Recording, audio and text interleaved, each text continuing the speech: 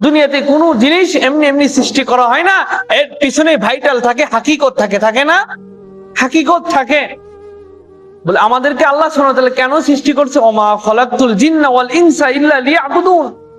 আমি মানুষ এবং জিন জাতিকে সৃষ্টি করছি একমাত্র আল্লাহ সুবহানাহু ওয়া তাআলা ইবাদত করার জন্য, গায়রুল্লাহর ইবাদত বর্জন করার জন্য। গায়রুল ইবাদত কি বর্জন করার জন্য? বলে আল্লাহ সুবহানাহু ওয়া তাআলা এই পৃথিবী সৃষ্টি করার পর তার ইবাদত করার জন্য দুইটা প্রাণী সৃষ্টি করছিল। কয়টা প্রাণী? দুইটা প্রাণী। আলহিন আলফিন। কি আলহিন আলফিন? এরা জমিনে বিচরণ করত, জমিনের বৃক্ষলতা খাইতো, ভক্ষণ করতো, আর আল্লাহ সুবহানাহু ওয়া তাআলা তাসবিহ পাঠ করতো। তখন আল্লাহ সুবহানাহু ওয়া তাআলা ভাবলো যে আমার তাসবিহ, আমার বরত্ব, আমার মহত্ব গুণগান গাওয়ার জন্য এই দুইটা প্রাণী কাফি না, যথেষ্ট না? আমি এত বড় রাজত্বের মালিক, রাজাধিকার, বাদশাহীর বাদশাহ, তাই না?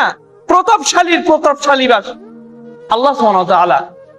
তখন এই দুইটা প্রাণীকে ধ্বংস করে দিয়ে জিন জাতিকে সৃষ্টি করলো। কাদেরকে? জিন। মুহতারাম হাজিরিন, জিন জাতিকে সৃষ্টি করা হয়েছে আগুন দ্বারা। কি দ্বারা? আগুন দ্বারা।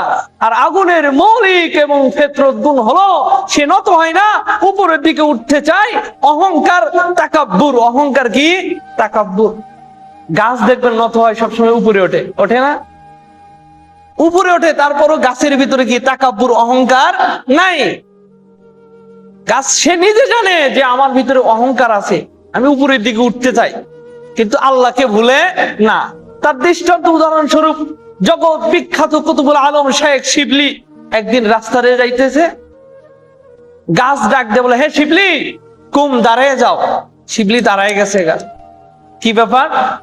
বলে, শিবলি, তোর জীবনটাকে যদি রাঙিয়ে তুলতে চাস, জীবনটাকে যদি সাজিয়ে তুলতে চাস, আমি গাছের ভিতরে যে আইডল আছে, যে আদর্শ আছে, সেই আদর্শ তোর ভিতরে ঢুকাই দে। সুবহানাল্লাহ বলে।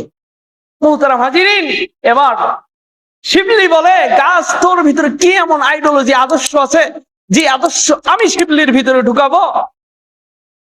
গাছ বলে, আমার দিকে তাকিয়ে দেখ, দুনিয়ার কত মানুষ আমারে ঢিল দেয়, আঘাত করে, এরপর আমি কাউরে গালি দিই না, ধৈর্য ধারণ করে প্রতি বছর ভিটামিন যুক্ত ফল উপহার দিই। সুবহানাল্লাহ বলে। গাছ ফল দেয় না? আরে মেয়ে, গাছ ফল দেয় না? ফল দেয়, সেগুলো আমরা ভক্ষণ করি।